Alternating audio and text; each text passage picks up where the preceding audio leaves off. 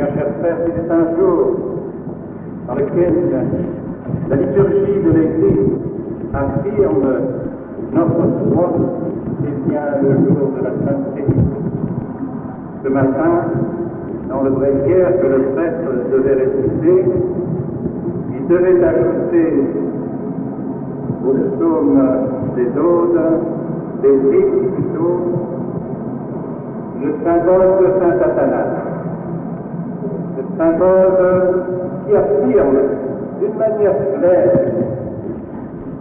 avec sérénité, mais avec perfection, ce que nous devons croire au sujet de la Sainte Trinité et au sujet de la divinité et l'humanité de notre Seigneur Jésus-Christ. Et en effet, toute notre foi se résume dans notre croyance à cette Sainte Trinité et à notre Seigneur Jésus-Christ, Dieu fait homme. Tout notre credo, tout ce que nous chanterons dans quelques instants, est centré d'une certaine manière sur la personne même de notre Seigneur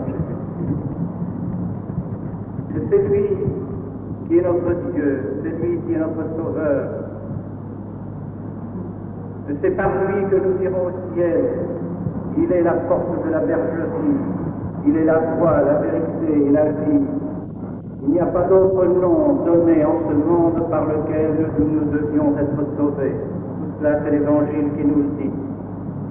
Par conséquent, nous devons, en ces temps où notre foi est attaquée de toutes parts, nous devons maintenir notre foi d'une manière ferme, d'une manière inébranlable. Et nous ne devons jamais accepter qu'il y ait quelque compromission dans l'affirmation de notre foi.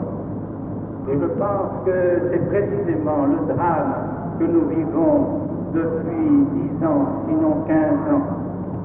Le drame que nous vivons, la tragédie que nous subissons, c'est de voir que notre foi n'est plus affirmée d'une manière certaine.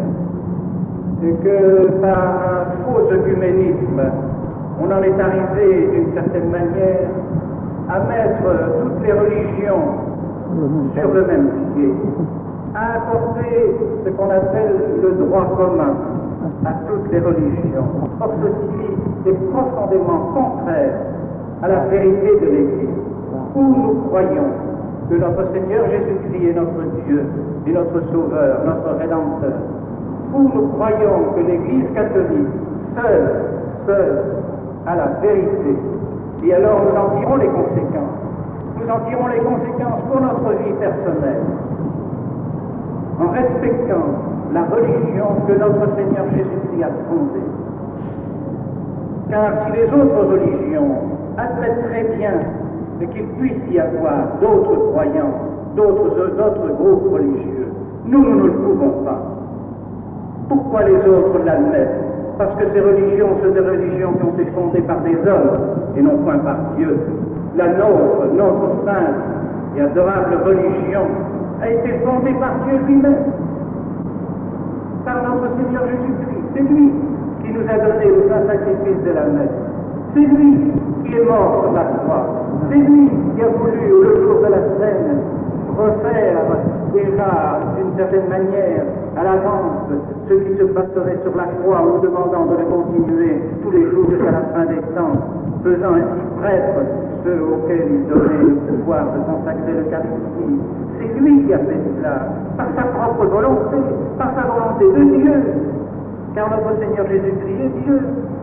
Il nous a donc donné ce sacrifice de la messe à l'aide auquel nous tenons tant, qui est notre vie, qui est notre espérance, qui est notre salut. On ne peut pas transformer ce sacrifice du calvaire, on ne peut pas transformer ce sacrifice de la scène, car il y a eu un sacrifice à la scène. Nous ne pouvons pas transformer en un simple repas mémorial, un simple repas souvenir, cela n'est pas possible. C'est détruire toute notre religion, c'est détruire ce que notre Seigneur nous a donné de plus précieux ici-bas, c'est son trésor immaculé, son trésor divin, qu'il a transmis dans les mains de son Église, qu'il a fait sacerdotale. L'Église est essentiellement sacerdotale. C'est parce qu'elle est sacerdotale qu'elle offre ce sacrifice rédempteur que notre Seigneur a fait sur le calvaire, qu'elle le renouvelle sur nos autels. Nous sommes sensibles pour un vrai catholique, pour un vrai fidèle de notre Seigneur Jésus-Christ. Tout ce qui touche à ce que notre Seigneur Jésus-Christ a fondé lui-même, lui est sensible jusqu'au plus profond du corps, du profond de ses entrailles. Il y est attaché comme à la prunelle de ses yeux. Et si on vient à détruire en quelque sorte par l'intérieur, ou détruire ce que notre Seigneur Jésus-Christ a donné comme source de vie, source de grâce, alors nous souffrons horriblement. Et nous tenons absolument à ce que ces sources, ces fontaines de vie, ces fontaines de vie éternelle, ces fontaines de grâce soient vraiment conservées pour nous d'une manière intacte.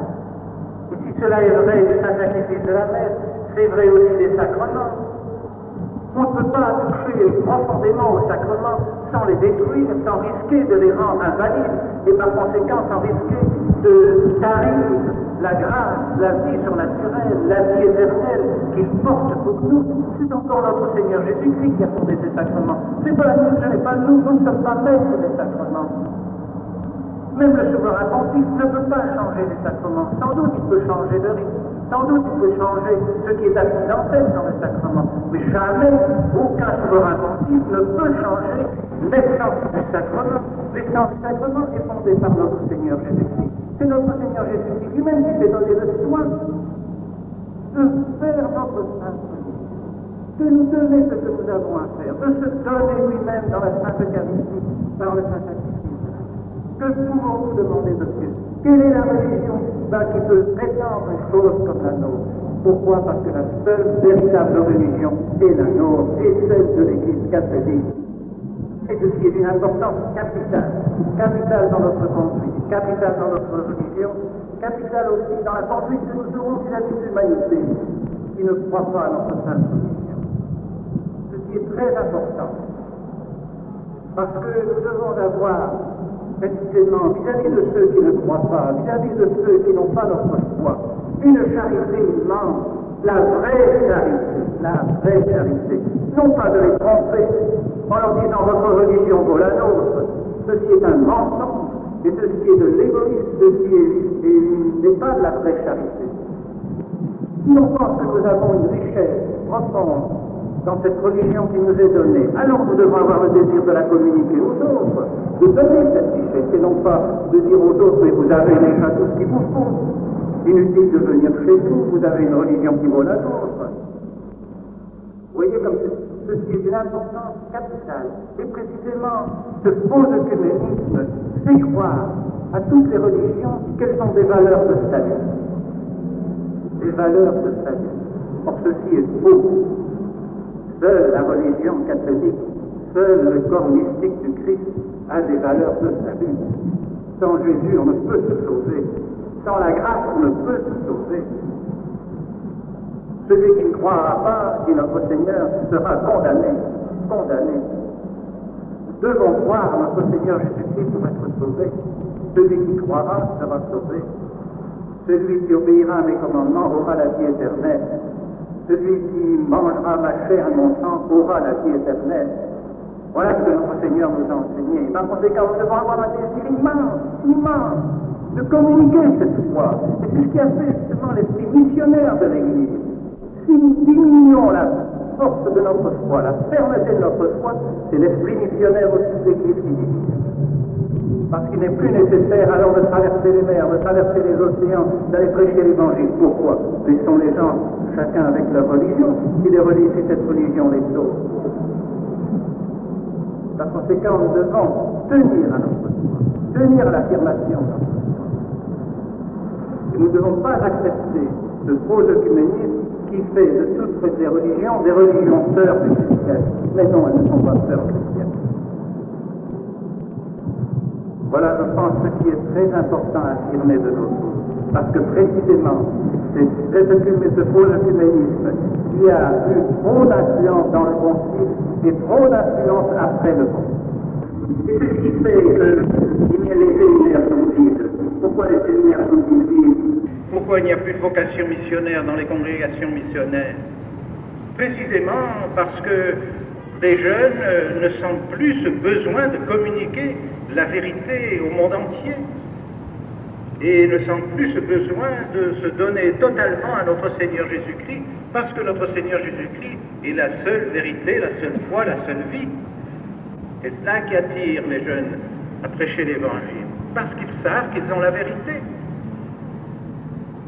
Aussi les vocations tarissent à cause de ce faux œcuménisme. Et combien nous souffrons de penser que dans certains de nos pays, on parle d'hospitalité eucharistique, d'intercommunion, de telle sorte que l'on pourrait donner le corps et le sang de notre Seigneur Jésus-Christ à ceux qui ne croient pas au sang et au corps de notre Seigneur Jésus-Christ, à ceux par conséquent qui n'adorent pas la Sainte Eucharistie, parce qu'ils n'y croient pas. On ne peut pas, sans sacrilège, sans blasphème en quelque sorte, donner le corps et le sang de notre Seigneur Jésus-Christ à quelqu'un qui nie la présence de notre Seigneur Jésus-Christ dans l'Eucharistie. Nous devons donc avoir sur ces points une foi ferme, solide, qui ne bronche pas, qui ne transige pas. Et ceci est tout à fait conforme à la tradition de l'Église. Ah, si les martyrs qui sont ici enterrés partout dans ces basiliques, qui sont enterrés dans toutes ces églises, qui ont souffert ici dans ce forum d'Auguste, qui ont vécu au milieu des païens pendant 3 siècles et qui ont été persécutés dès qu'on les savait chrétiens, on les enfermait dans les prisons. Quand on pense à la prison Mamertine qui est à 2 pas de nous, Paul et Pierre ont été enfermés, ont été enchaînés à cause de leur foi. Et nous n'aurions peur d'affirmer notre foi. Nous ne serions pas alors les vrais descendants des martyrs, nous ne serions pas les vrais descendants des chrétiens qui ont donné leur sang pour notre Seigneur Jésus-Christ et pour affirmer leur foi. Eux aussi auraient pu à la rigueur dire, mais puisque toutes les religions se valent, si je jette un peu d'encens devant une divinité, qu'est-ce que ça peut faire? J'aurai la vie sauve. Ils ont préféré mourir, ils ont préféré être jetés aux bêtes dans le cirque Maxime, à 1 kilomètre de nous. Tant et tant de martyrs ont été jetés aux bêtes, plutôt que de donner de l'encens aux divinités païennes. Alors que notre présence ici à Rome soit pour nous une occasion de raffermir notre foi, d'avoir des âmes de martyrs s'il le faut, des âmes de témoins, le martyr c'est un témoin, des âmes de témoins de notre Seigneur Jésus-Christ, de témoins de l'Église. Voilà ce que je souhaite pour vous, mes bien chers frères, et en cela nous devons être fermes, quoi qu'il arrive. Jamais nous ne devons accepter de diminuer notre foi.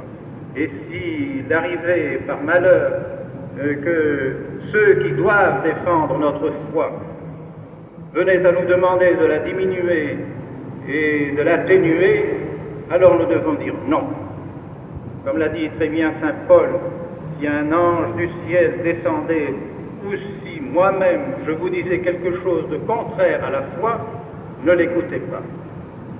Bien, c'est cela, je pense, qui résume précisément ce que je voulais vous dire, afin que, retournant chez vous, vous ayez ce courage, cette force, malgré les difficultés, malgré les épreuves, de maintenir envers et contre tout, pour vous, pour vos enfants, pour les générations futures, la foi que notre Seigneur Jésus-Christ nous a donnée, afin que le chemin du ciel ait encore de nombreux pèlerins, que le chemin du ciel soit encore peuplé de foules qui montent au ciel, et non pas un chemin qui soit vide, et qu'au contraire, celui qui conduit à l'enfer soit rempli d'une population qui n'a pas cru en notre Seigneur Jésus-Christ, qui a refusé notre Seigneur Jésus-Christ.